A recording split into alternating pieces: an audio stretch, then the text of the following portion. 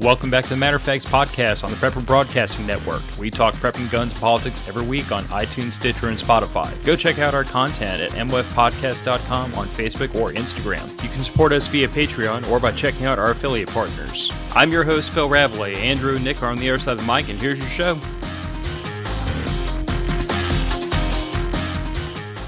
And welcome back to Matter of Facts podcast. I really, really hope that this thing is behaving itself correctly because we've had all freaking kinds of technical problems the last couple of shows that I don't even think most of y'all are aware of, to be honest. Phil fixes it in post. I really do work my behind off in post trying to make everything behave itself. Hey, Raggle, that's mild comfort. Because if he can hear us, that means we have made it out to the internet. Behold, internet. Yeah. But yeah, we've I've been fighting with technical issues on the backside of this podcast for a hot minute. It's been more than a little bit frustrating. Yeah. Well, unfortunately, that is the nature of the electrons.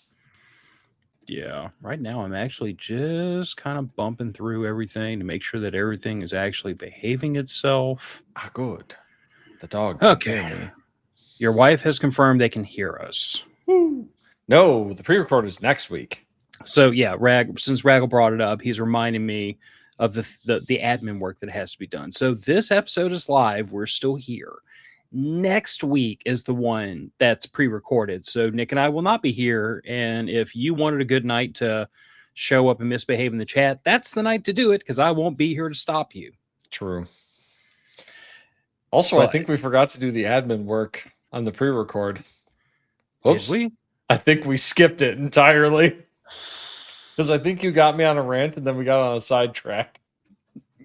We really can't go from a rant straight into a sidetrack. We should know better. We should know better, but it happens so often. Oh, you know what I just thought of? I bet I know what's goofed up here. Oh, no. Oh, yes. Oh, yes. I boogered something up here. Did you forget to set the local backup? I bet I did. Mother of God. Yep. Local recording is not running. Can we start it midstream? We can't. We cannot. Fuck. So wow. I will have to use the cloud recordings, which are usually not quite as good, but it'll work out. And we're going to get this. We're going to get the train back on the tracks. One of these days, they will stop messing with the interface, and Phil will be able to remember where all the buttons are. Well, to be fair, part of this is because, like, you know, I was using Chrome for the longest time, and that was good. And then Chrome started misbehaving badly. It did. So then Firefox was okay, and then Nick convinced me to try Edge, and Edge actually seems to be pretty stable for this. Unfortunately, that meant that I am still chasing down all the settings and all the gremlins that I had in Chrome that worked perfectly. Yeah. And now I have to remember all those settings in a brand new interface. I have to say the last couple episodes where you've been using Edge, I have gotten almost no cutouts from your audio, which has been quite nice. It's definitely better. I just gotta go through the whole thing. Jeff Jag saying, greeting gents, to carry over from the Signal chat. Philip Ludy's homemade expedient firearms. Don't beat me to the goddamn punchline. Love that book. So let's do admin work and then we'll get to the topic. This will be a fun one. There are patrons in the chat and there's patrons in the Signal chat and there's patrons all over the country. And if you would like to join this group of sociopaths, you should consider it. The link's in the show description, $1 a month or however much you feel like being generous. It keeps the show running and it means I don't have to deal with sponsors, which I am eternally thankful for. And you can come watch me try to get Phil drunk in Kentucky. Yes, it does also gain you entry to the Matter of Facts camping trip, which is coming up in the summer. And what do you mean try to get me drunk? Like I take a lot of arm twisting to indulge. I mean, I made you a triple that was significantly stronger than you were expecting last time. Yes, fortunately, something about the Cherokee blood in me means that I get hammered really quick and sober up really quick. So like, yeah, it's a damn shame. I'm a cheap drunk, but about 30 minutes of water and no more drinking, and I'm pretty much back to normal. Yeah, unfortunately for me, your wife was there and noticed how full that cup was of 90% bourbon. She encourages my malfeasance most of the time. Yeah. Anyway, Oh, Raggle wants to know how he can give you money. damn it. One of these days. As soon as so Raggle. Buy his coffee. The problem is I can think of a couple of good ways you could throw money at the show to support the show. That's not the problem. The problem is all of the like back episodes, all the perks of being a patron are like backed into Patreon. I don't know a good way to get you to that without that interface. We could mail him a USB of the raw audio files. He lives close enough to me. I could invite him over and he could just shove a thumb drive into my machine if he wanted to. I mean, I suppose he could. I mean, then again, I could also dead drops of cash. Then again, I mean, I do have a Proton drive that's got like 15 gigs on it, if I remember right, and that's where I'm storing like the entire show and all of Raising Values and all random facts. Interesting. Yeah, I mean, we're up to like episode 400 and something on Matter of Facts, so like there's a lot in there. I should just start sending you empty hard drives for cold storage. I mean, I've got an extra hard drive right back here that all that backs up onto. I've got a big friggin' 1 terabyte in this machine that it backs up onto. I've got a cloud drive. It's backed up in several spots. I know. Phil, you have like a 5-drawer file cabinet. Did you use the word big and 1 terabyte hard drive in the same sentence? Well, but that's the one that's internal to this drive. Or to you can put more than one inside. Not in this tiny little thing. You want to bet you can't? I bet you I can fit at least 3 more in there. Nick, stay away from my desktop. No. I need the only thing that can make me is the fact that you're that far away. Raggle saying he does buy my coffee. Technically, it's me coffee. And Andrew and James Walton's coffee, and it is really good coffee. There's actually like 35 pounds of it back there on the shelf because, if I'm going to be a warlord when the world falls away, I have to be able to keep my minions drank. Anyway, merch of the Southern Gals, links in the show description. I've really got to make some time to like sit down with the Brannons and like take another look at that merch line. Yeah, let me know if you want to do a video conference, we can do that. Yeah, it's just one more thing to have to do in the midst of everything else that's going on. Rachel, I would happily make you two the best deal on a pair of camping cots in my living room because we don't have a spare bedroom. Works for me. Just ask Nick how long of a drive it is to get to South Louisiana from y'all. It's only like 14 and a half hours. And like 7 of those hours is in Illinois. So I'm already like halfway there by the time I get somewhere cool. Oh God, I hate your state. Me too. So passionately.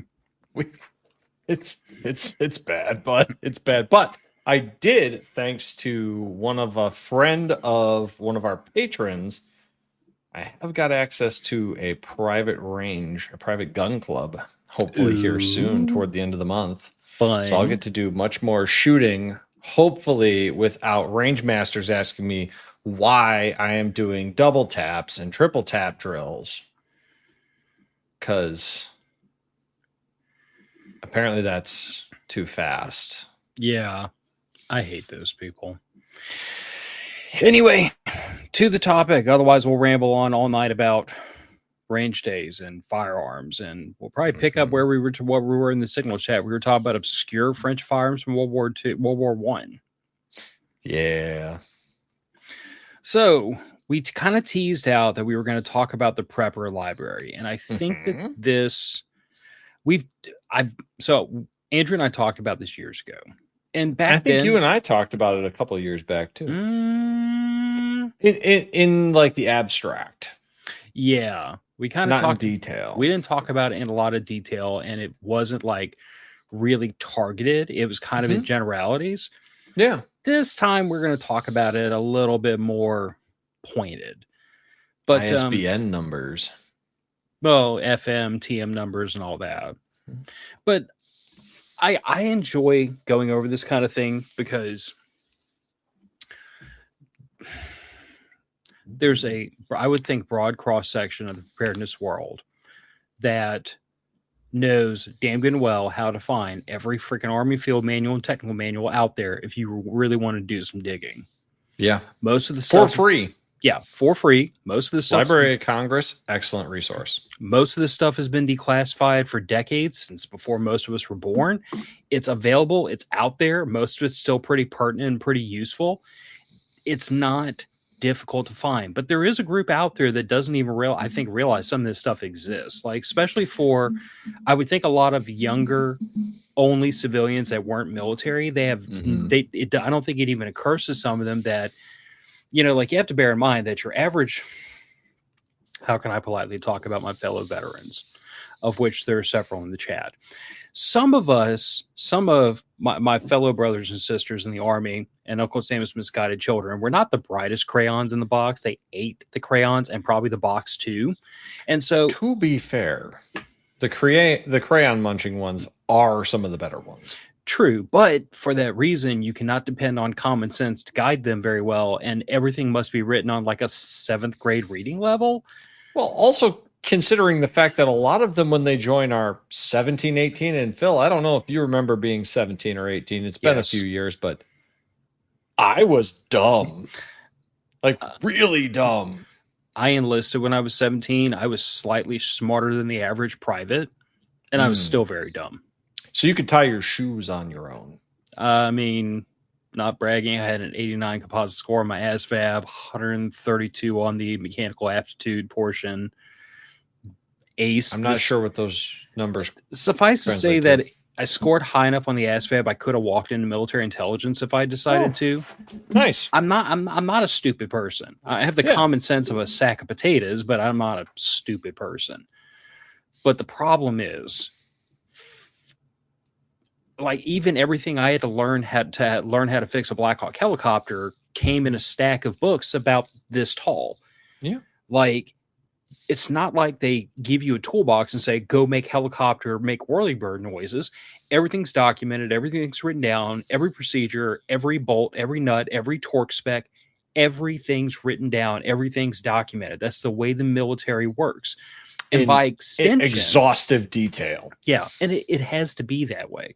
But for that reason, this documentation is still floating around on the internet, and it's very useful for a person who's trying to expand their knowledge base and learn skills that are slightly off the beaten path, maybe even on the beaten path. But anyway, I'm going to flip 2 of these things around, and that's going to completely screw up. That's going to completely screw up the order I'd put this in.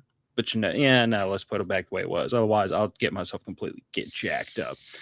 So let's start with medical crap, because that is the order in which I started putting all this together. So this is FM 21-11. You can literally search Google for these documents. FM 21-11, First Aid for Soldiers.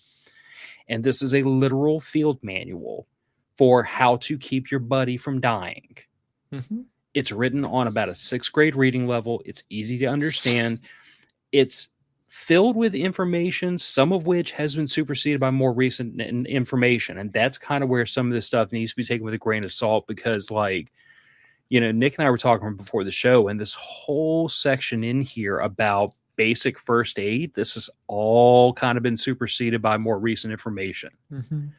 Like, following this, I would have to say, following this can work. There are better techniques now, but if your choice is between I know nothing and I have this book, not a bad place to start. Certainly. It may not be best practice, but these things did work, just not as well. Yeah. And I mean, like, now when you get down to about chapter 4, when you talk about stop the bleeding, when when you talk about preventing shock, when you talk about first aid for severe wounds and immobilizing fractures, like none of this is going to turn you into a paramedic. But if you have next to or zero medical knowledge, all of this is a really good place to start to kind of orient yourself into the mode of like, I have an emergency medical situation. How do I deal with it? If you know nothing, this is not a bad place to start. Another good place for basic medical info is the old Boy Scout handbooks. Mm-hmm. I'm not talking about the ones from like the last 10 years or so. Go back to like the 1980s, maybe early 1990s Boy Scout handbooks. They had an exhaustive first aid section that is almost word for word in this manual, just with slightly different tools. Yeah. I will say, when you get down to like chemical, biological agents, nerve agents, and all that, I hope you don't need that chapter, but it is in here if you just are in the world's worst situation. And you don't have mop training and mop gear, it just let it happen. Pretty much at that point.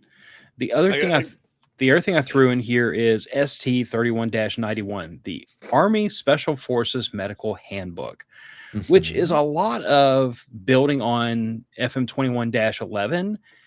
And just to be perfectly fair, some of this is getting into some pretty, I don't want to call it esoteric, but I mean, bear in mind that the mission of Special Forces, think the Green Berets. You're embedded with Native forces. You're not just a soldier. You're a soldier. You're the assistant village chieftain. You might be the only medical asset for 100 miles in any direction. This book goes into pediatrics and gynecology and burns and blast injuries and, shock and emergency surgery. This covers some pretty extreme things. But again, if you're in the situation of I know nothing and I am stuck in the middle of nowhere and I have to figure it out, that is where this book really comes in. It takes FM 2111 and builds on all of it to a higher level, to obviously not the level of a Green Beret, but this is the book that is meant to codify a lot of that knowledge. And if you do find yourselves wanting some more in-depth, more modernized, look for secondhand medical textbooks on, say, like diagnostic medicine. Yeah, you might not have like the names of the tests or necessarily the best medicine recommendations, but the diagnostic criteria for a lot of diseases does not change very often. And if you can get last year's model, because I believe the current ones are hundreds of dollars, but you can get secondhand ones of a year or 2 years old for closer to like $50, $75 sometimes. They can have some really great bits of information in there. It does require you to have a little bit higher level of learning because it is going to be using medical terminology, but it's an option. Yeah. Before we go any further, I got to remember to throw this up. Ooh. So I put all these TMs and FMs I'm going to show you tonight. I shoved into a folder in my Google Drive. I made it shareable at that QR code up there. So I'm going to leave that up for the rest of the show. And honestly, like if any of y'all are on social media and know how to get hold of me there or the Signal chat, remind me and I'll drop this link in there to make it easy. And frankly, Nick, if you want to include anything, just ship it to me and I'll swap it over and drop it into this drive. Let me dig through. I have a hard drive with about 100 terabytes of PDFs on it, or 100 gigabytes of PDFs. Stuart is going to raise the two of us because he has all of it. Yeah, he has everything I have. He has everything. He's had longer to collect it all. To be fair, he was there when it was written. To be fair, Stuart had already been basically he'd already been a prepper for 20 years before I was born. I think I have blueprints for the show chat in that drive. That seems worthwhile. That seems like a thing everyone needs. All right. So medical crap is done. Now let's talk about the basics. So the reason I call this the basics is because this to me is kind of a broad cross section of different stuff. And someone's probably wondering why I start with the Ranger Handbook. And this book is not what you think. This is SH 21 76.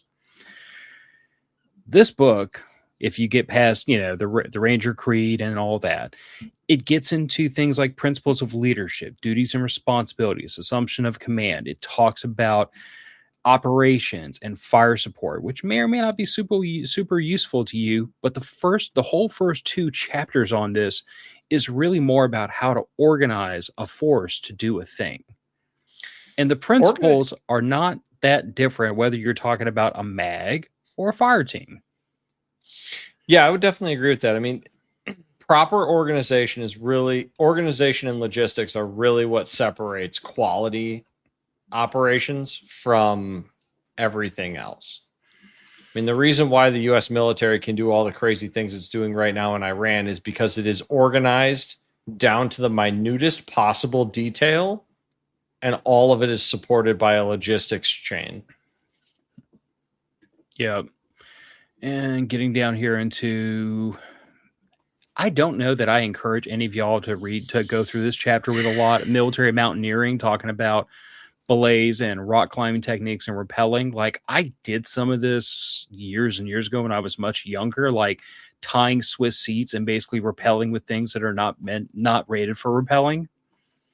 Do so at your own risk. Quality rappelling gear is expensive for a reason. Yeah, rope and stupidity is cheap. Actually, rope is cheap. Stupidity can be expensive. Dr. Scary Guy makes a good point. Knots are always useful. They are. But please, if you plan on rappelling off of anything, while we can, get some correct instruction from a person that actually knows what they're doing, because reading it in a book and attempting it for the first time in the real world is a bad idea. Yeah, and I'd probably also throw in here this chapter 11 about evasion and survival. If your interest in preparedness veers more towards bugging out or like primitive survival, learning to put together field expedient shelters, this can be very useful. Mm-hmm. Again, test in safety with backups first. Yeah. The first time you attempt to start a friction fire, you will be miserable, and it probably won't work. Before we move on to the next book, didn't I tell you the story? I used to know a guy who taught a primitive survival school over on the East Coast, South Carolina, North Carolina. I don't recall. I think you have. Yeah, he used to. The ending of his fire starting class, he would have every single student use whatever method he had taught that they preferred to try to make a fire. Like bow drill, banging rocks together, dancing around it, praying to gods, whatever they wanted, they had to try to start a fire. He said it was a 98% failure rate. That's not surprising. But he did it like that intentionally because he's at the end of everyone failing, he would walk around with a cigar torch and say, you can buy these for less than $10 and they're windproof and they will start that fire even if it's a little damp. So knowing how to do a friction fire is cool, but having one of these is better. And that was kind of his whole point about everything he taught, like how to make a shelter from a tarp, how to do this, how to do that. It was always, this is a last resort. Your first order of business should be to have this in your pack, not to go out into the woods barehanded and just figure life out, because that sucks. Yep. Anyway, okay. FM 3-25, map reading and land navigation. There's a joke here, I'm sure, because everyone who ever served has a joke about land nav. Everyone has gotten lost at least once. Everyone has gotten turned around. Everybody that's ever been in Boy Scouts has jokes about land nav. I will be the first to admit, when I was in basic training, I was learning land nav. I was freaking determined I was going to ace land nav. How'd that go? I was a competitive little 17-year-old. I was like gunning for, like I wanted expert marksman. I missed that by one shot. I wanted to blow the land nav away. I missed that by one waypoint. My entire basic training pretty was good. just this. It wasn't like I was ever like right on the verge of not passing. I passed easily. It was always I was just one little bit away from like woohoo recognition. Like no, just if you just been like a tiny little bit better, you'd have got a pat on the butt. You know, my grandfather would have said you did exactly what you should have in basic. Do just enough that you're just below recognition. Yeah, and not well, poorly enough that you don't get other recognition. well, unfortunately, when I was learning land nav, I actually nailed every waypoint except for one that I missed, and the problem was I misread. First of all, it was the longest stretch on this course, and apparently I got started off like 4 or 5 degrees off, and I wound up on the wrong side of a ridge line. I read the map as I got kind of lost in the ridges and the valleys, looking at the map, and I thought I was supposed to be on this side of the ridge. I was supposed to be on that side of the ridge, and oops, some smartass in their infinite wisdom put check-in points that looked exactly alike on both sides of the ridge, so that if you went to the wrong side, you got the wrong waypoint. Oops. Yeah, I was not the only one that made that mistake, but I was very annoyed. Seems like that was done on purpose. Yeah, I'm pretty sure it was. Also, just for reference for anybody, if you're looking at an old TM or FM and you see this right here where it says remove old pages, insert new pages, this is literally just a change notification. It tells you that when this got updated on 18 January 2005, the instructions were to remove these pages and replace them with these pages to update the information. Just because the Army is trying to save paper when you're trying to update, like, 10,000 manuals across the country. Makes sense. Yeah, but to be fair, at that point, it was more difficult when this was written. Yeah, well, this was back in the day when like everything was paper manuals that were maintained at your unit. Yup. But so yeah, I don't know how much I really have to go into what map reading and land nav is. I mean, you're literally learning to read these maps, which I wouldn't say there's anything particularly special about the maps that the military uses. Like, you can get comparable ones from, what is it? Topomaps.com. Topo Maps. MyTopoMap.com, I think it's the one. They'll even send you printed copies. USGS, U.S. Geographical Service. They have the problem with the USGS maps is they are not as up to date as other sources. I will tell you that. That is true. They're fairly good, but you're right. As far as topographical information, the USGS maps are fine, perfectly acceptable. If you want it to include roads, bridges, industrial areas, that's points of interest, mytopomaps.com will do custom maps for that of your area. I've got a pretty big one that's, what is it, vinylized or rubberized or something like that for our area. It's quite nice. I had actually started a project forever ago and I never completed it. I was going to print all the map tiles from USGS of like basically like everything within a mile of my area, and then laminate them and do this whole wall. So I had like a wall size topographical map of like my home and a couple of points of interest pinned, and then the area around it. And it ended up not happening because what's over here is all the Mantis X targets. Better use, I think. I mean, debatable. But anyway, this whole book is all land nav. It's map reading. If you already know how to read maps, you should probably still give this a peruse. If you know absolutely nothing about how to navigate using a map, this is not a bad place to start, because the principles of land nav have not changed since George Washington. No, they really have not. And again, if you can't get this, which you can get it for free online, Boy Scout handbooks have the exact same stuff. They've been teaching it to Boy Scouts since it was started. You can find a number of YouTube videos that walk through this in a how-to, where they talk you through the rationale behind it. If you're a person that needs the rationale behind it to keep something in your head like I do, can be helpful. Yeah. Next up, TC 31-29, Special Forces Caching Techniques. Now, Mm-hmm. I will happily, first of all, this is not caching, CASH. This is caching, CACH. And I will just forewarn anyone that reads this that like this is very, very, very bland. Mm-hmm. But let's say hypothetically, you're just getting into preparedness, and you are preparing for, say, a bug out situation where you do have to literally cache things outside your home, or you're preparing for a bug in situation where you're caching things in your home. I find that this gives you a really good kind of step-by-step methodology to think about in a rational, compartmentalized way how to cache these things.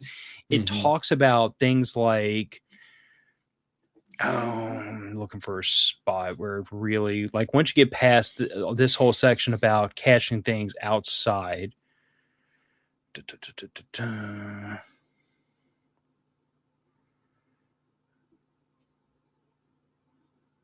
All right, starts talking about equipment, sketch of the site.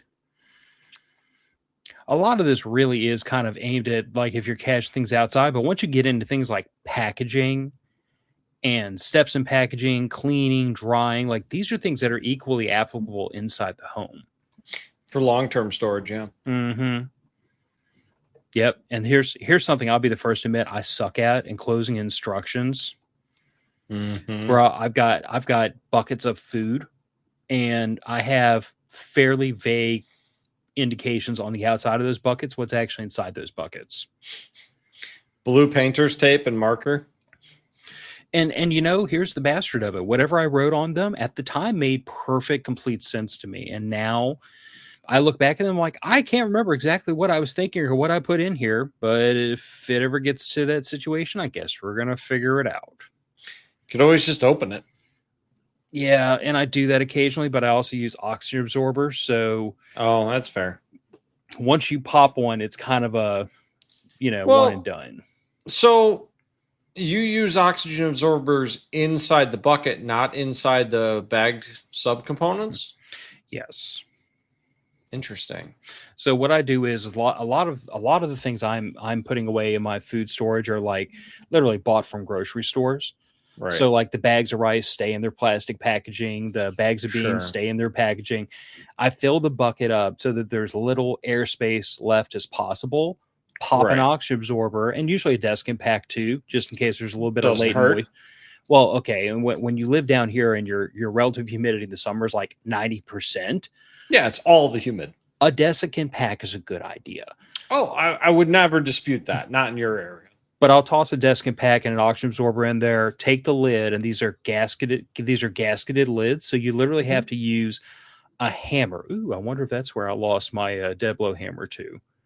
That's probably where it is. It's probably sitting on top of one of those buckets. I went looking for it the other day in my toolbox, couldn't find this stupid thing, and I bet I just solved the mystery. I'm surprised that you haven't gone to the Gamma Seal threaded lids with the gasket on. If I have to when I buy some more, I probably will. But I bought a bulk pack of these SOBs before I even knew gamma lids were a thing. So I got luckily introduced to that by very early on. Yeah, well, in this case, y'all introduced me to them a couple years too late. Man, that happens. But these are gasketed lids. You literally have to like set them on with a dead blow hammer, and then you have to have a bung wrench to take them back open. Yeah, you got to cut them off almost. Well, I will say that I have they call it a wrench. Basically, it's just it's kind of like a gigantic bottle cap opener, but it literally like flexes and pulls back the lid enough to release the seal. And once that happens, you can like peel the sides of the lid up. But I'm gonna tell you that a lot of times it does crack the lid though when you do that. I've gotten pretty lucky, and maybe that's because of the ambient temperatures down here. Because like could be, you got to bear in mind, like when it freezes or snows down here, that's a very, very cold winter for us. And these things are garage kept, so yeah, plastic is happier above 70 degrees than it is below 70 degrees. Yeah, and it's above 70 degrees like 9 to 10 months out of the year down here. Yeah, I suppose that would probably improve the flexibility significantly. Yeah. But anyway, I tossed this in because like this really is primarily aimed at caching things outside, but a lot of this is also really useful for caching things inside. And again, I like this manual because it kind of gives you a framework. Mm-hmm. And that's what a lot of these do. It's not like it's going to tell you everything you need to know, but it is a framework so that if you know fuck all about it, this will at least kind of walk you through the steps and the brain work so that you don't start off completely turned around. At the very least, it gives you a starting point to work forward from. It's better than having nothing. Yes. All right. A couple more, and then we'll move on to the fun stuff. FM 31 20 5. This is Special Reconnaissance Tactics and Techniques. So I'm just going to say there's a fair amount of this particular manual, and I mainly include this because, like, again, the principles in here apply to a variety of things. If you're walking your neighborhood because you're trying to see what's going on with your neighbors, if you're just like practicing good situational awareness and you treat going out into the town as an opportunity to like observe your surroundings and see what's going on around you, like a lot of this really helps set up that framework so that you are thinking about this in a logical way. It gives you some techniques too for how to categorize stuff in your head to help you remember it, and how to document it so you can pass it on reliably. Mm-hmm. Of course, I sped right past. Oh no. I'm not even gonna bother because every time I try to like go to a specific chapter, I wind up blowing right past it. It happens. But yeah, talking about pre-mission activities and really just going through like the nuts and bolts of like how to approach reconnaissance as a subject can be really helpful. I think that's okay. That's it for the moment. So one of the things I tacked on here in the basics, because I think that a lot of people would be able to do more for themselves if they had a little bit of basic information about how stuff works in their house. Go down to your local hardware store and pick up a basic book, or local bookstore, a basic book on plumbing and a basic book on home electrical. Because most of that stuff can be troubleshooted with a couple of wrenches or a screwdriver, and you can save yourself a ton of money in the long run, which can help you budget for preps long term. Another thing that I've done that I don't see a ton of people doing is I put every single manual for all of my power equipment, power tools, any appliances in binders. I have 3 or 4 now of different like 1.5-inch binders. I've got gas power. This one is mostly gas power equipment. And if I go to my spring and fall maintenance cycle, I grab the gas power equipment binder. I go through it and I go, okay, I need 1 quart of oil for this machine. I need 3 quarts of oil for this machine. I need 8 quarts of oil for my truck. And I go down the list. I make myself a list, check my stocks in the garage, and then top it all off. Find out what I need and get it ahead of time. But I never have to go searching for my manuals, because on one of our bookshelves is several binders in a row that are just full of manuals for just certain things. Now, I know some people are like, I don't need to read the manual. You do, because I guarantee you don't know what spark plug you need for your generator off the top of your head, looking at the spark plug that's been in there for 10 years that the writing is all rubbed off of. Yep. It's just little things like that. Which air filter you need for whatever piece of equipment. It's just stuff that can make your life a little bit easier and take a little bit of mental load off yourself. It helps. I'll also say that, like, in addition to that, I mean, YouTube University can be a great thing, and exercising your Google foo. I cannot tell you the amount of stuff I have fixed over the years by Googling this piece of equipment is doing this. You will find someone that is smarter than you that has already solved that problem. Matter of fact, I had an issue with okay. Nick, what is the one thing you are not supposed to do with a gas lawnmower if you want it to behave itself? Like the one thing you're definitely not supposed to do. Sorry, 2 things. Well, flip it upside down or leave gas in it over the winter. Ding, ding, ding. So I didn't leave gas You in it did over. both, didn't you? I didn't leave gas in it over the winter. It was actually the last cut of the summer. And okay, down here, you get to that point in the summer where like the grass growing starts to slow down, and I thought I had cut it for the last time of the year. Like I thought I got away with it. Sure. And then my wife informed me that no, it did indeed need one more cut, which annoyed me. So I went and took the lawnmower out that had been sitting in the shed with gas in the freaking carb bowl for 6 weeks. Ethanol gas. Do you have a place that sells non-ethanol gas? Yes. Why were you not buying that for your lawnmower? Because I'm an idiot and a cheapskate. That's fair. It does cost a little bit more. Yes, but normally what I do is the last time I use these things for like the season is I turn off the petcock, I run them until they're dry, get all the fuel out of the bowl, and I hadn't done that. So I pulled this thing out, I yanked the ripcord, and it was surging and bucking and just throttling, doing all the things you don't want a lawnmower to do. And so I got on Google and said, Honda, this brand, this model lawnmower is surging. And within 60 seconds, I had a YouTube video that literally showed you how to pull off and disassemble and clean and rebuild the carburetor. Yep. Took me no parts. I was prepared. Like, honestly, at that point, if I'd have torn something, I was going to get a rebuild kit and a fresh carburetor and just do what I had to do. But I actually got away with it. Didn't rip any seals or anything. And it took me nothing but a couple of screwdrivers and a bench vise. Yeah, that's you. Carburetors are pretty simplistic devices. They're not that complicated. The trouble you can get into is when you get into like small 2-stroke engines like chainsaws and weed whips. Those little tiny carburetors with the little tiny valve pins. Yeah. It can be very hard to get the varnish out of those without scoring that inside of the valve pin. And then once you do, you're done. It's just garbage. But I will say that, like, if you find yourself in that position where you're fooling with a little carburetor, if it ain't working, you can't make it much worse. Accurate. So that's very true. Nothing to lose by trying to take it apart and hose the bastard out with carb cleaner.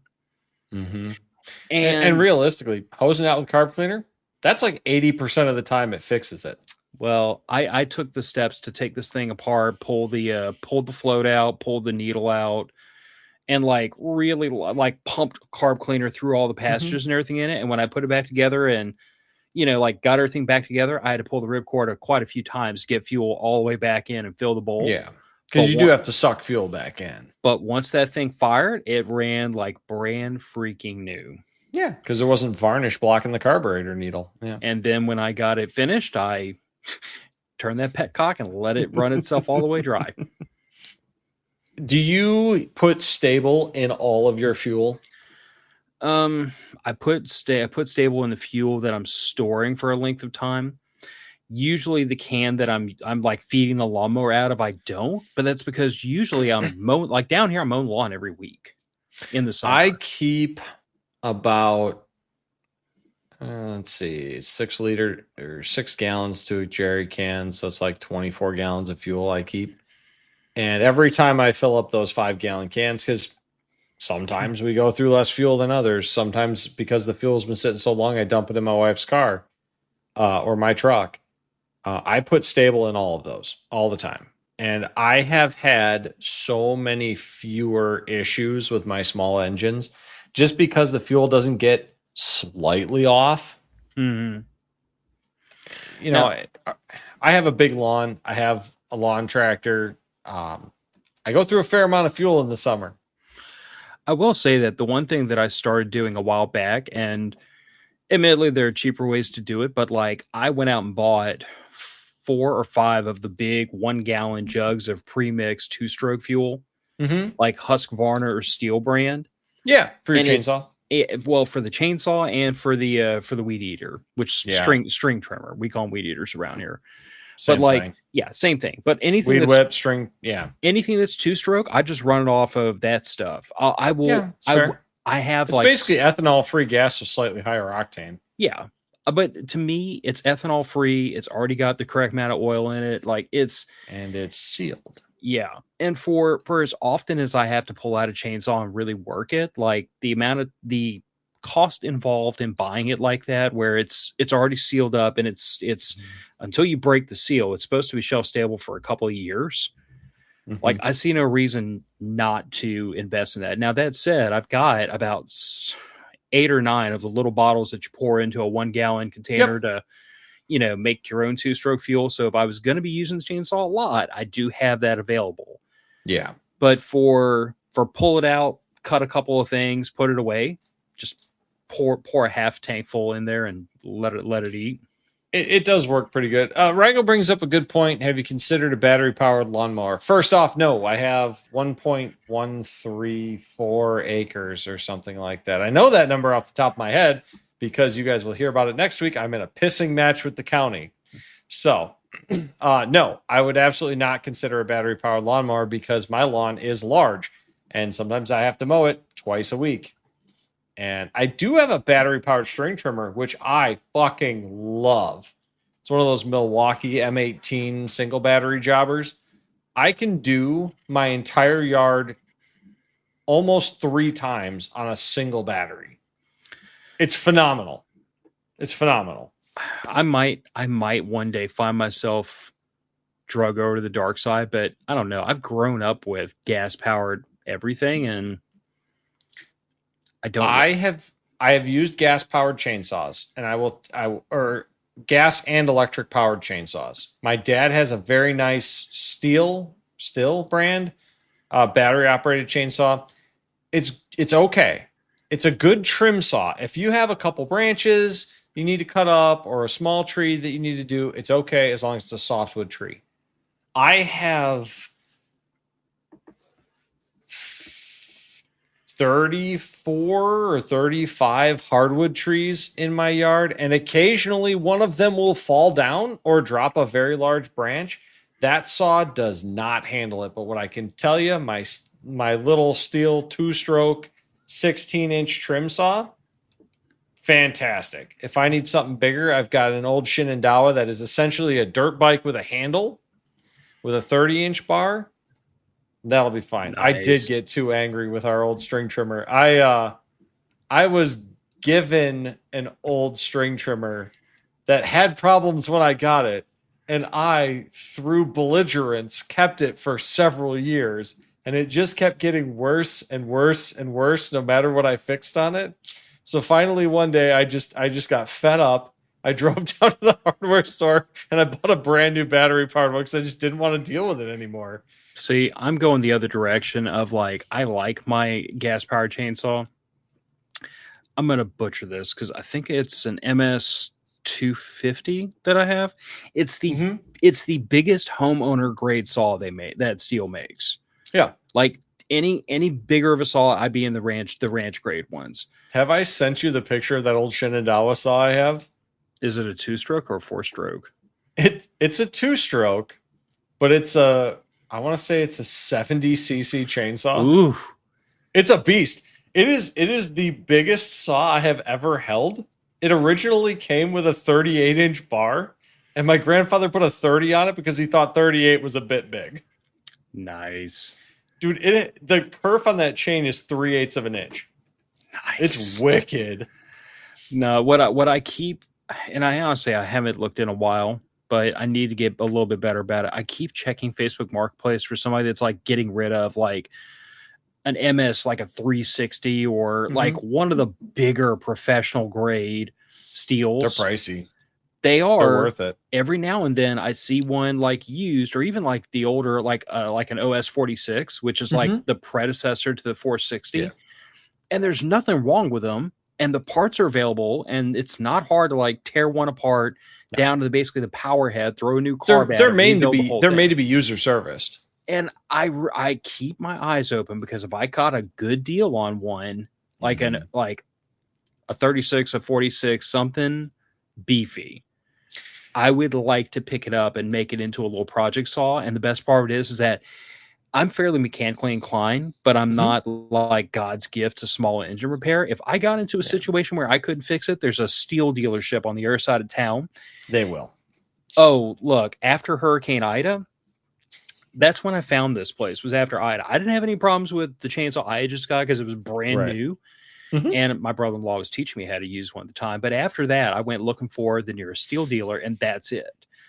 And Yeah. that place, come to find out, because I talked to apparently one of their regular customers the first time I went in, the day after Hurricane Ida, they opened up. They had Good. two of their technicians out front under a tent on a table, and they were literally rebuilding and reworking chainsaws and sharpening chains 10 hours a day for a week.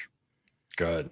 And like literally, you'd show That's up, you community pay service. cash, you drop your chainsaw on the bench, and like if it needed parts, they charge you for the parts. It was cash Yeah. only because I mean there were it was after Hurricane Ida. There was no power, there was no cell service, there was no internet service, But they had parts. but they had all the parts that were not like within the first foot of the business, because I mean the business itself flooded, Mm-hmm. but they were on high ground in the parking lot. They were rebuilding chainsaws. But anyway, You know, I know everybody that. always talks about getting a bigger chainsaw, and I understand where people are coming from with wanting a slightly longer chainsaw. But I can tell you this: with a 14-inch chainsaw, you can take down a 28 or 30-inch tree. Mhm. That's a lot of tree. That I've is a got lot of tree. I've got an 18-inch bar on mine, and I don't feel from having used it to chop up some fairly large. I've chopped up trees where you had to get at it from both sides because the bar would just barely go halfway across the trunk. Mm-hmm. Yeah. But that chainsaw was really running out of ass Oh, it does. pushing that 18-inch bar. They do. So that's why I say that I really like to get something bigger, something that would probably Mm-hmm. push a 26-inch bar better, and do Yeah. it with some authority. Because Sure. honestly, It's faster. yeah, It is. well, and it would also give me the ability. I'd have to buy another bar, and I'd have to hit can all the chains I bought, because I have several chains now for this 18-inch bar. But I would have even dropped down to a 16-inch bar, because if I had the bigger option. Yeah, it gives you better torque on that smaller bar, for sure. Although And you know, I see people often overspending on tools compared to what they really do need. I have needed that 30-inch saw exactly 2 times.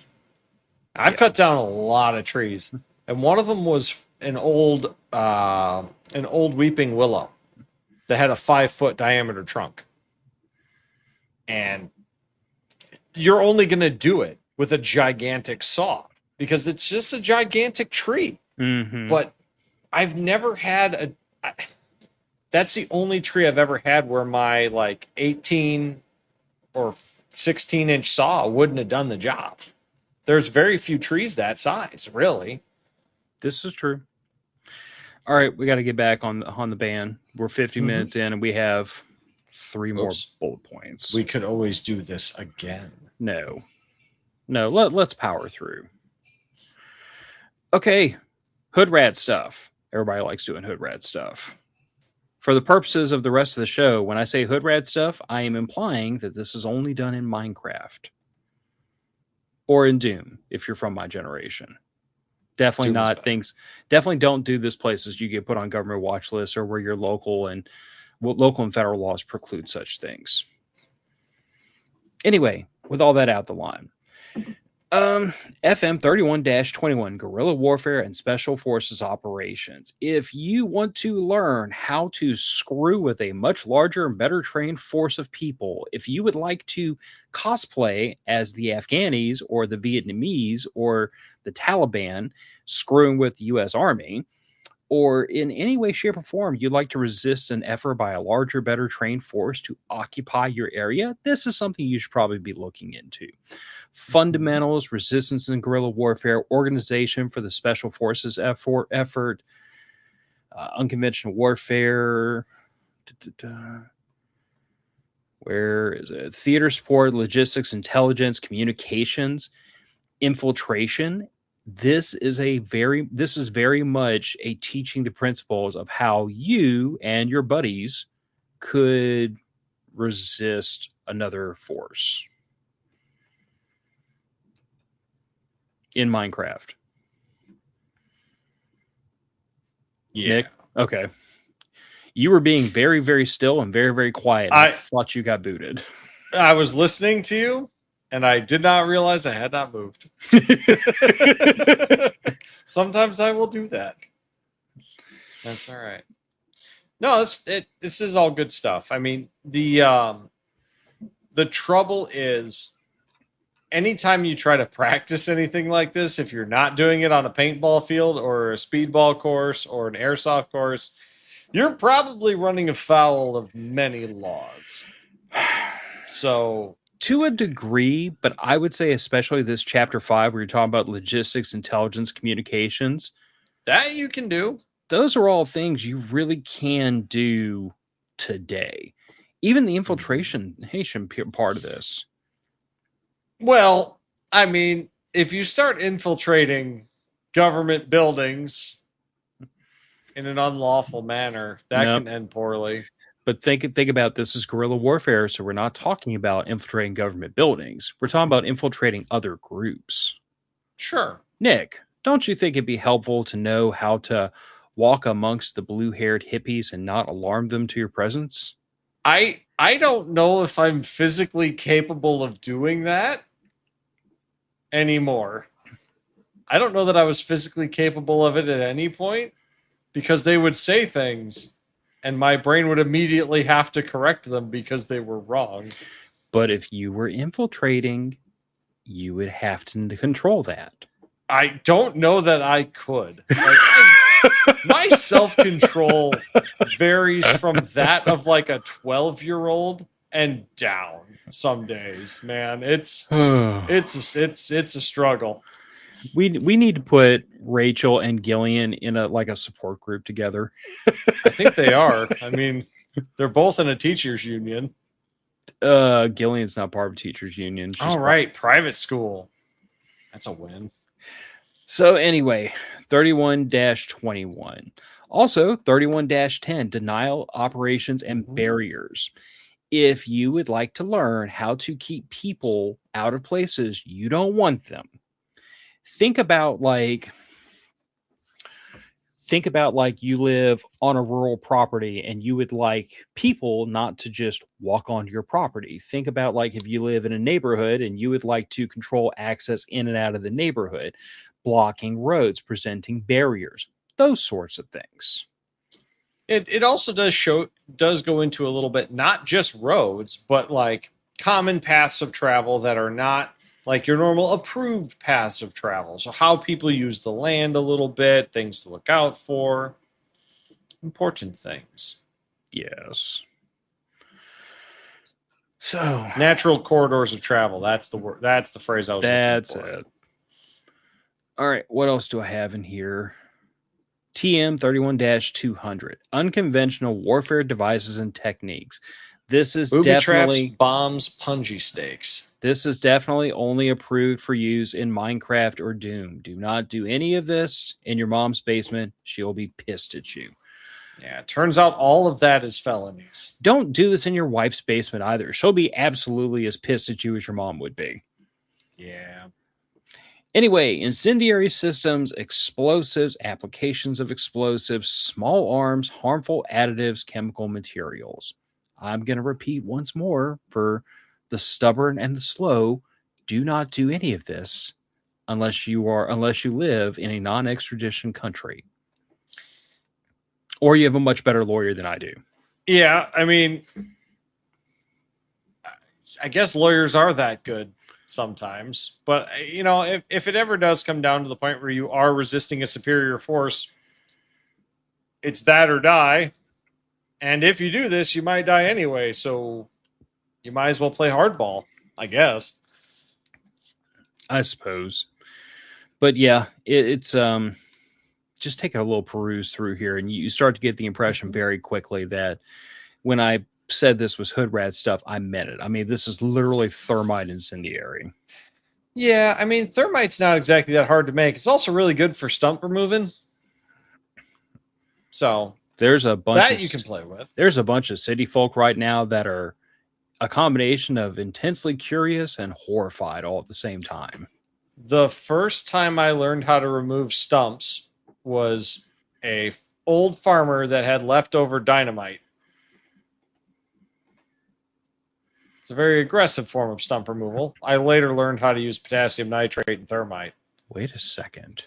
Incendiary cigars? No, Japanese incendiary soap. I don't think I've read this one before. This you don't know? incendiary You can resembles a bar of ivory soap. Yup. Anyway, so yeah, if you want to learn how to make things that'll get you sent to Club Fed and be Bubba's roommate, then this is a good place to go.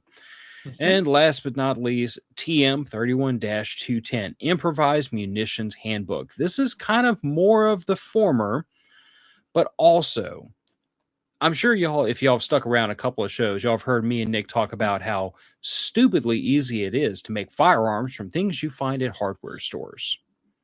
It is. Well, that's where a lot of this is coming from, because this book is literally how to build things if you can't get them procured for you by the Department of Defense or Department of War. Including how to make primary and secondary explosives out of household chemicals and natural byproducts. Yep. For official use only. I don't want to get sued, and I'm already on enough government watch lists. It's okay. Our tax money paid for this. Literally, our tax money paid for all this. That's the beautiful part of all this, is that your tax money paid for this, and it's declassified, so it's available on the internet. We should probably talk about VPNs one day. Yeah. Although, if you're watching this, you're on the same government watch list I am, it's too late. Probably.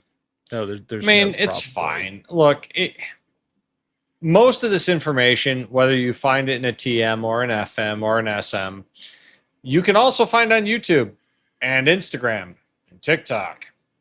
Heck, there's a couple of guys I know of on Instagram that give out various black powder recipes and how to grind them into the appropriate F series in order to use in various firearms. Smokeless powder, a little more difficult to make. I mean, you can make most of these things at home. Just know that if you do start making explosives at home, there are laws regulating their manufacture, use, disposal, and storage.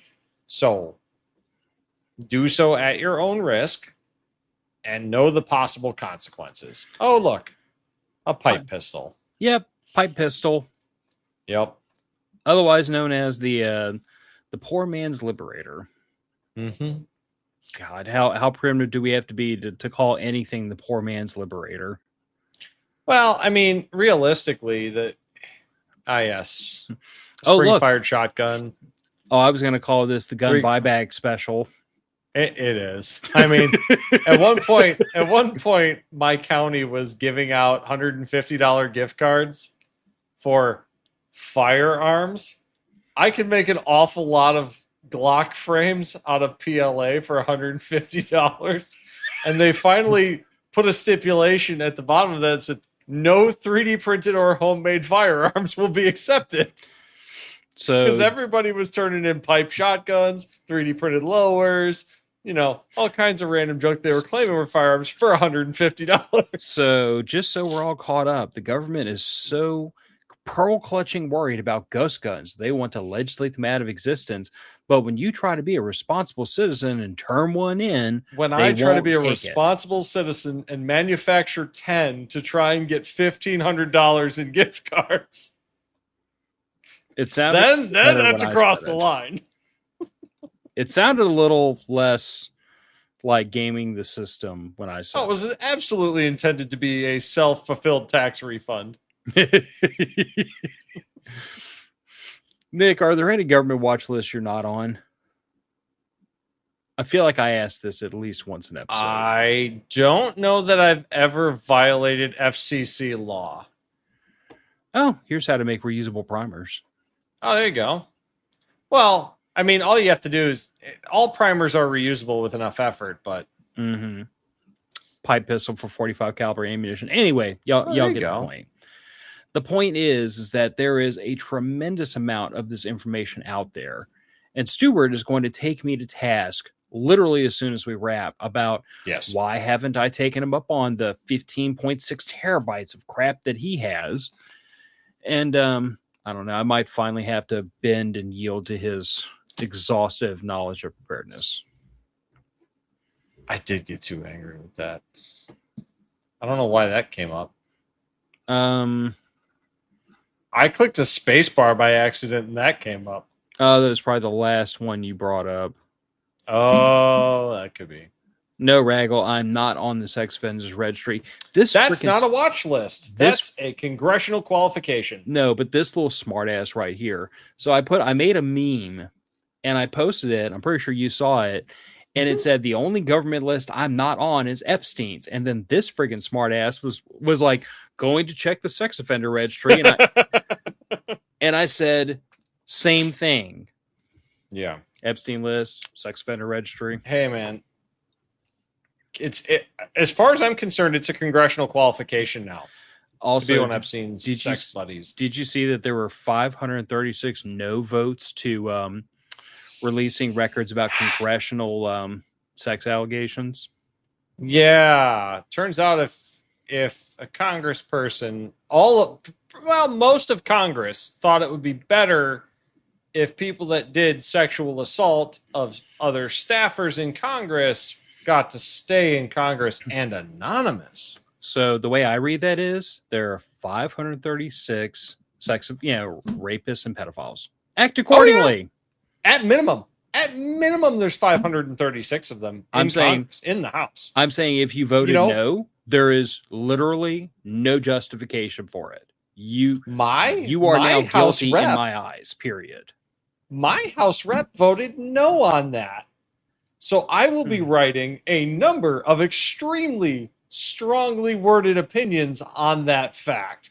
Polite, professional, but strongly worded.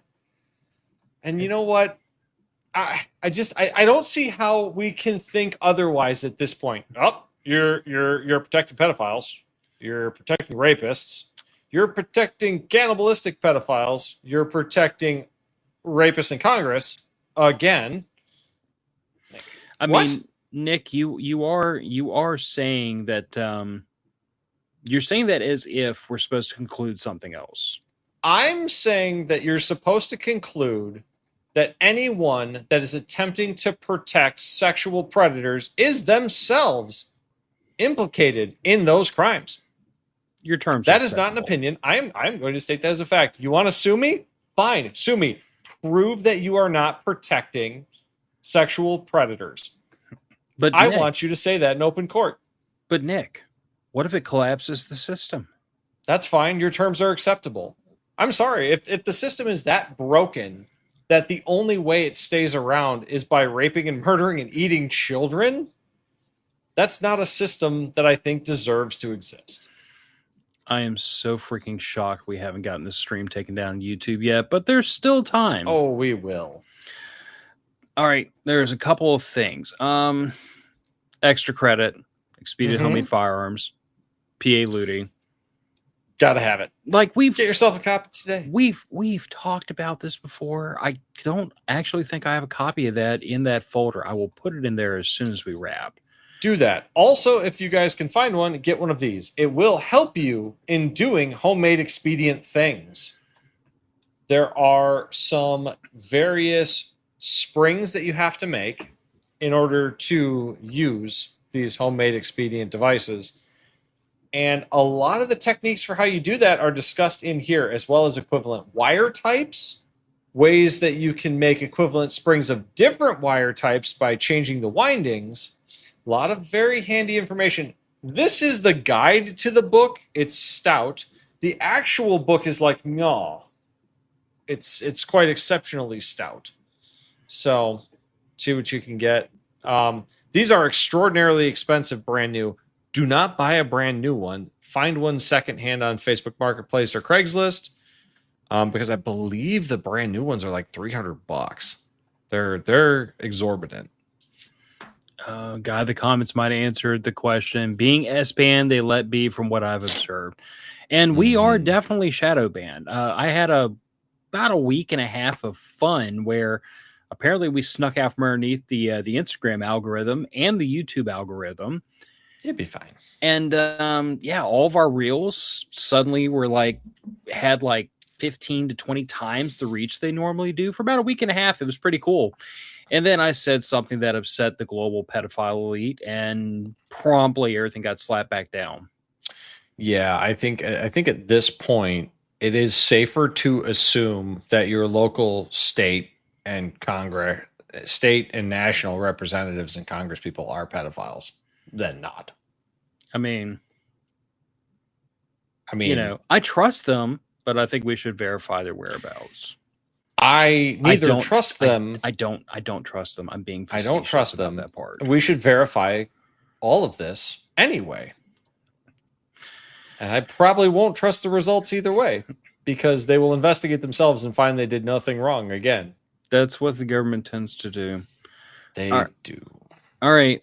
I don't know that I would call this honorable mention, but it's not. It's just the thing we've talked about on multiple occasions. Mm-hmm. Know your opponent, Rules for Radicals, and Unrestricted Warfare. And we've talked about both of these books. And apparently demonology books about Moloch, because apparently Alex Jones was right again. I need to get a jar for that. I have mixed feelings about Alex Jones, because just hear me out. In his prime, when he is when his little rant is twisted all the way up to double digits, it's a thing of beauty.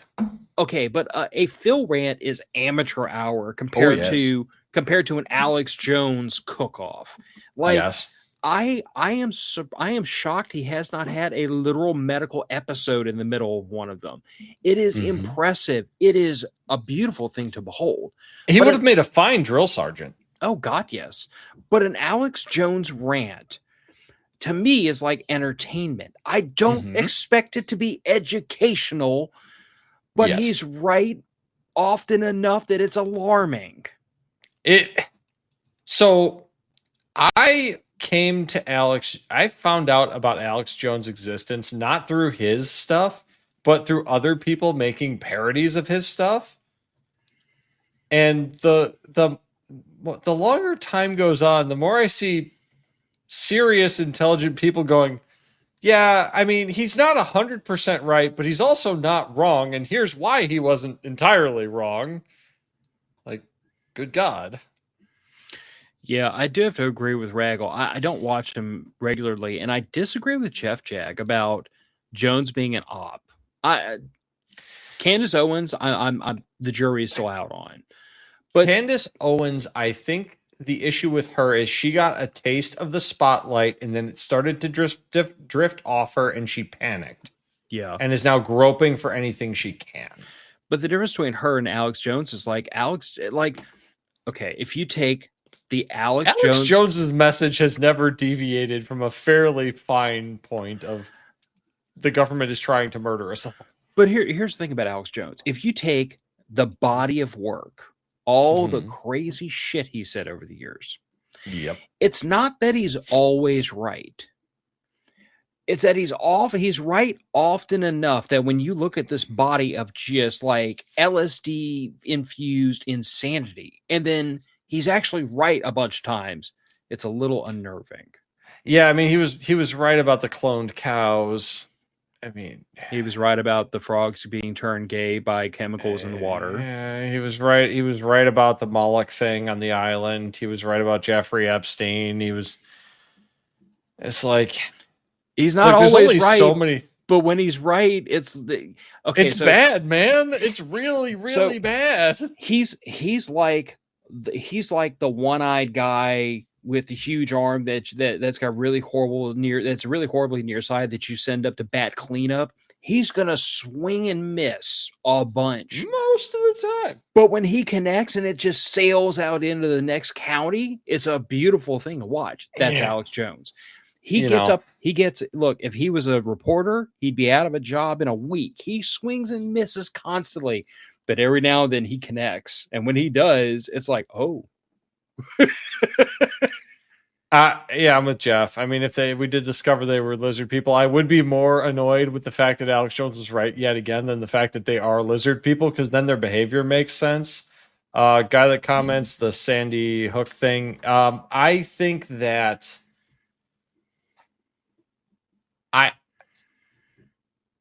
I think he got carried away with himself.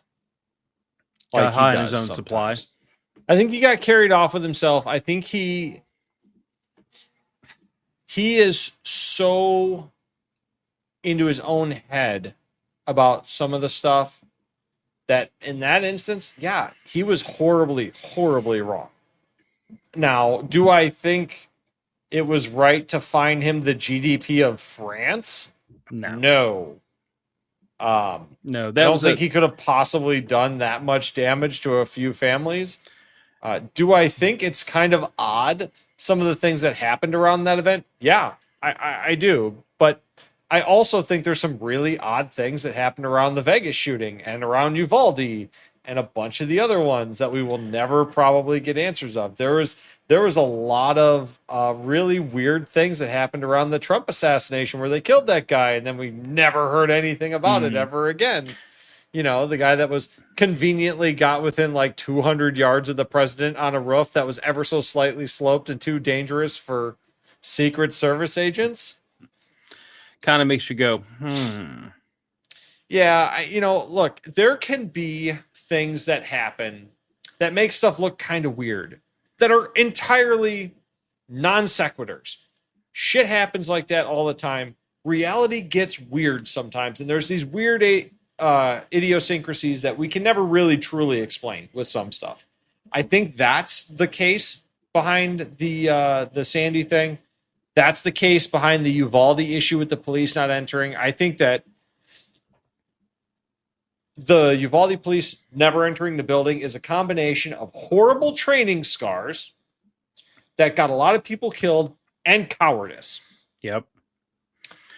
When you bring those two together, you've got, this is our trained response, we wait till we get the go word, and cowards that are like, I'm going to wait because nobody else is going in, and I'm going to keep everybody else from going in.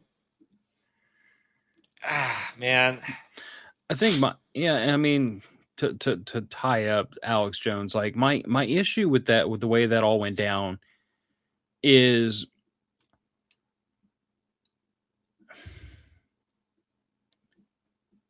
multiple things can be right at the same time. Mm-hmm. It's very plausible that what he said about Sandy Hook was just flat out, completely and totally wrong and off and over the top. Mm-hmm. It's also very possible that the response to it was little more than the government weighing the scale to try to decimate one of the supporters of their opponents. Yeah. And it's also possible to admit that a lot of the things Alex Jones says sound freaking cuckoo bananas. And yet every now and then he's right. And that's terrifying. I mean, so does the entirety of the Epstein files. Yep.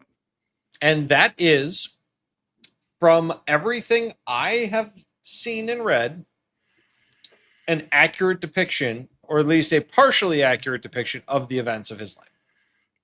Yep. You know what I found really funny, Phil? Have you heard about this? Apparently, in the Epstein files, there's evidence that he had his prostate removed because of prostate cancer. And they mention finding a prostate in the body that is supposedly Epstein's after his supposed suicide in the jail cell. Yeah. How do you have a prostate after you've had your prostate removed, Phil? That shit just doesn't grow back. Yes, it does. Stuart, look into the prostate thing. I need your wisdom. Prostates do not grow back. I'm fairly certain they don't grow back.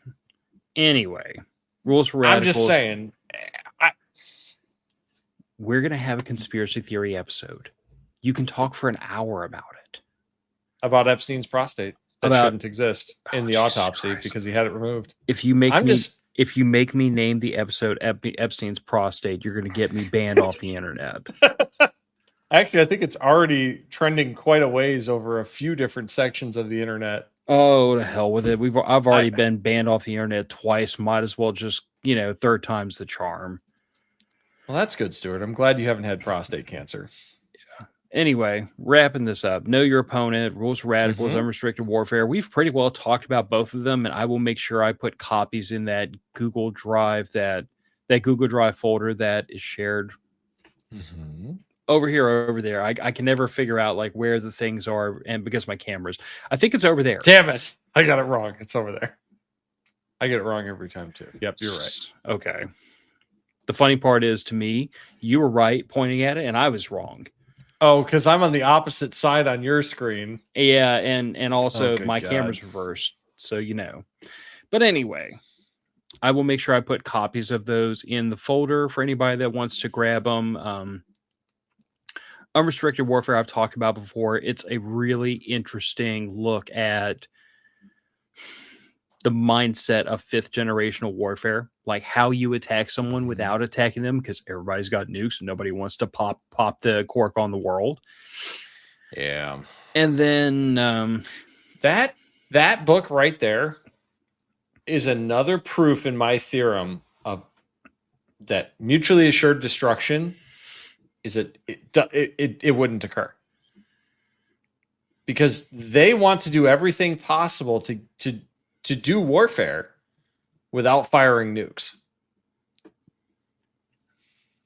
I don't know, man. I don't. It would take a lot to convince me. It would actually probably take a multiple nuclear exchanges between two powers to convince me that if somebody got nuked, that they would immediately respond with nukes. So I don't think the theory is necessarily that like one side gets nuked and they respond by nuking the other side. I think it's more the idea that like, given the early warning systems for ICBMs, the idea is that if I see all of their nukes go into the air, then all mine go into the air in response. Right, but my point is, I don't think that would be the response. It may not. I don't think it would, because because the problem is the only way to test the theory is extra spicy. Oh yeah, no, it's definitely one of those. It's one of those undisprovable theories or unprovable theories. I just don't think that people that would attain the level of power that would allow them to respond to a nuclear exchange with an unlimited nuclear exchange. I'm not certain. Well, I don't know, man. Well, but here's the other trick is that even if you're trying not, even if you're doing this in the guise of like 5th generation warfare, it's post-nuclear age, everybody's got nukes, we don't want anybody throwing nukes around. Right. It's also the fact of like, if we had a superpower versus superpower unlimited war today, if everyone shelved their nukes, the death toll for one country to overwhelm another is still going to be millions upon millions millions of people. It would be dozens of millions at the least. So the problem becomes, if you can avoid that bloodshed, you can avoid the mutual destruction to your economies, you can avoid decimating whole generations of young men on the battlefield. If you can do that and still take your opponent down several pegs, that's better. And that's where the idea Chinese aren't going to have the manpower advantage very much longer either. Yeah, well, all the more reason for them to utilize the principles in unrestricted warfare to try to harm someone else without them having to commit their military to the effort. Like that's really what the book is, regardless of the justification of whether or not you're trying to prevent nukes or you're trying to do it without committing a kinetic force. It's how do I harm that other nation who is my economic opponent without having to use my military against them. And then Rules for Radicals, we did a whole episode on where we basically talked about, like the mindset of Marxists and how they think and how they operate, which even for me was educational with what I already knew before I read through that cover to cover. Agreed. Yeah. Let's see if we have any interesting comments before we roll this. Guy that comments, I like the drone stuff, kind of just makes everything a stalemate and nobody gets to steamroll the other team. But, Nick, we were talking with the patrons earlier today about World War I and about like how fast warfare evolved over the course of that war. Like you start off World War I with dragoons in cavalry charges, and you end at machine guns and artillery pieces. Actually, some of the last battles of the war still had dragoon cavalry charges. Yes, but my point is that we start the war with basically like Napoleon's armies in terms of tech level. Yeah, well, at least in forms of tactics. Yeah. A lot of them were still doing massed troop movements at And at a brisk walk. and we end almost at the point, like not at the point of like lightning war, World War II, Nazi Germany, but we end at a tech level that's quickly approaching that. Like we have primitive Stormtroopers, air support. Yeah, we we did. have primitive air support, we have primitive repeating firearms, we have widespread use of Maxim guns and Lewis guns, machine guns. We have primitive tanks. We have primitive chemical weapons. Like you have to understand that like World War II gets a lot of the press for I guess gets more notoriety, but like World War One as an exercise in pushing military technology, it advanced warfare very, very rapidly over that period of time. So my comment with that as the backdrop to guy that comments is like I think that while we're watching drone warfare really come into its own in the Ukraine war right now, I don't think drones are going to be a viable area denial application for very long because something is going to counter drones. Something has to.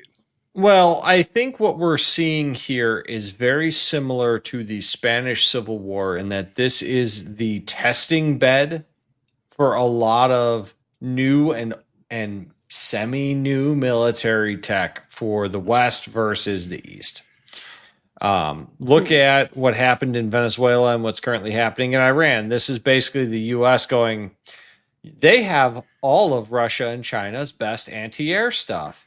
Let's just blow it all up and see how well our equipment does. You know what that comment makes me think of, though? Talking about drones used for area denial. Do you remember the old sci-fi movie from the 90s, Screamers? It's based on a Philip K. Dick Hicks story. I think that's kind of that's where my mind goes when you talk about using drones for area denial. But, I mean, you could. But something's going to come along to counter that because it has to. Well, at the very least, not necessarily that it has to, just that humans are intelligent. They're going to find a way to try and fix that. But the other thing I was going to bring up, since we were talking about military technology, did you hear about one of Iran's hypersonic missiles bypassed Iron Dome today? No, I did not. Yep. Mach 15 hypersonic cruise missile went right through Iron Dome and struck a well, Iron Dome doesn't have hypersonic missiles currently that we know of. Well, but hypersonic missiles are kind of like the bleeding edge of that technology stream right now. The idea was always like, with ICBMs is that we get this thing way up high in the air, we come up over the top, we drop it, and then drop it in a ballistic arc that's not trackable. Yeah. And then the minute most other nations figured out a way to counter that, then the new method, I think it was the Russians that initially started pushing this idea, but the new method of beating all the missile defense systems was hypersonic. Yeah, or nap of Earth missiles that then transition to top attack. Yeah. And I mean, I saw a video from this morning, and I mean, dude, it's literally blink of an eye fast. It's shocking. I would be shocked.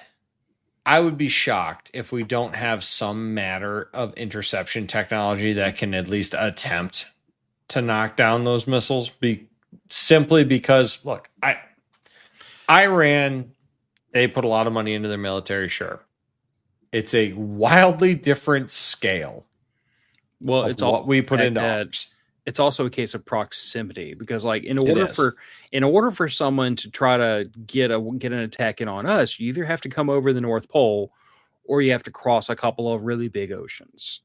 Whereas for Iran to play FAFO with all their neighbors is like, sure, throw something in the air and it's going to land. Well, look at Russia. They've been trying to play that game in Ukraine now for how long? Stuart's correcting me, as he loves to. We started the hypersonic missiles, and Hillary Clinton gave it to the Ruskies. Look, I have no idea if that's accurate. It probably is. He usually is correct. I'm just saying, if we are giving away military technology, odds are we have something 2 to 3 generations more advanced than that. Because, look, the Chinese roll out a plane and they claim it can do XYZ. It doesn't. in matter of fact, do that. Neither does the Russian plane. So we roll out a plane that is even better than their plane's claims that they can't reach. And our plane works.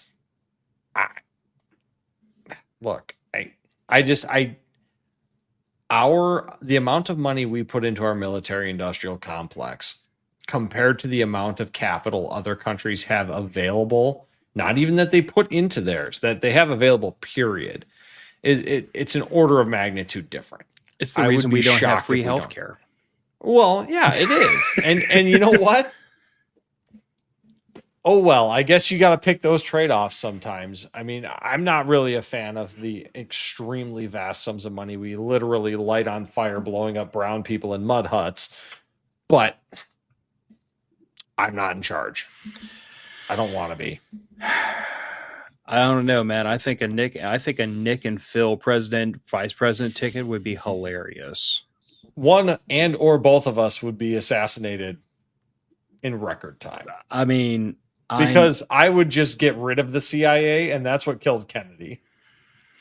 Yeah, he wanted to get rid of the CIA, and I would definitely audit the Fed just for fun, just to flick the light on and watch the cockroaches scatter. You know what they would just do? They would just fail it on purpose and be like, "What are you going to do?" We don't. Oh, that's what they would do. I was thinking I would be working out in a garage, even though I don't own a weight bar, and drop it on my neck. Probably. Yeah. That's usually what happens. Anyway, but this was the Prepper Library, and that QR code is to a very small folder that has some things in it. I'm going to put some more as soon as this wraps. So, if you're watching this on stream, give it a couple hours, and then you're welcome to go and hit it. And I don't know if Nick throws some stuff my way or anybody else does. I'm more than happy to just keep adding to it, and it's not going to take up a crazy amount of space on my Google Drive. But I think that depends on if I start sending you gun blueprints. I mean, they're legal until California figures out how to enforce their state laws on the internet. No, Supreme Court has ruled they are legal. I was being facetious. I don't give a shit what California says. I don't live in California. I don't live anywhere near California, and California can suck my ass. To quote another Phil, it is the land of fruits and nuts. Yeah. Well, to quote this Phil, California is going to have to show up to my front door with their big boy pants on if they want to have discussion with me about why their state laws don't work in Louisiana. Have fun, eat shit, and die. Anyway, but we are going to go ahead and wrap this one up. It's late. I have an early morning and a busy morning tomorrow. And as we said before, next week's show is pre-recorded. So you're welcome to come. Yes. You're welcome to join. Nick and I may or may not be in the comments, but it's not going to be a live recording because I have personal things that I need to do that day. And I really need to just clear my plate on that Thursday and Friday and focus on the home front for a bit. More than likely, the following week, we'll be back to live. And to keep the natives from getting too restless, I probably need to load up the Patreon feed with some more content like I did this week. Yes. I mean, we're around episode 468, I think. Oh. And I'm putting episodes in the 200s on the Patreon feed. So those are from several years ago, but it's still great episodes from back in the day. So that's one of the perks of being a patron. You get access to a whole nother podcast of shows that is from way, way, way back in the past. That's not available to the public any longer. So if you've only been watching us for the last couple of years and you want to hear the show from the pre-Nick days when it was Andrew. Much Andrew. Yes. Or still Trek. Yeah, I mean, I think he was. Yeah, I think so. Trek's been in and out for years, long time. Yeah, but anyway, we'll go ahead and wrap this one up. It's 9:00 at night. I have an early wake up in the morning, and this has been the Prepper Library. Just the one thing I'm going to tell y'all guys is, you might start at what we laid out tonight. Do not stop. The information that's provided in those TMs and FMs and those guides, it's useful. A lot of it's been superseded by my newer information. The point is not to get these books and then that is all you read and you are now proficient in life. The point is to use that to learn and to grow and to increase your knowledge so that Mm-hmm. on the day when the lights turn out for the last time and it's time to do hood rat stuff, you have some kind of a basis of knowledge from which to utilize, to draw from. Absolutely. All right. Matter of fact, going out the door. Good night, everybody. Take care of yourselves. Take care of each other. And I won't talk to y'all next week. Neither will Nick. But stick around for the show anyway. Bye, y'all. Bye.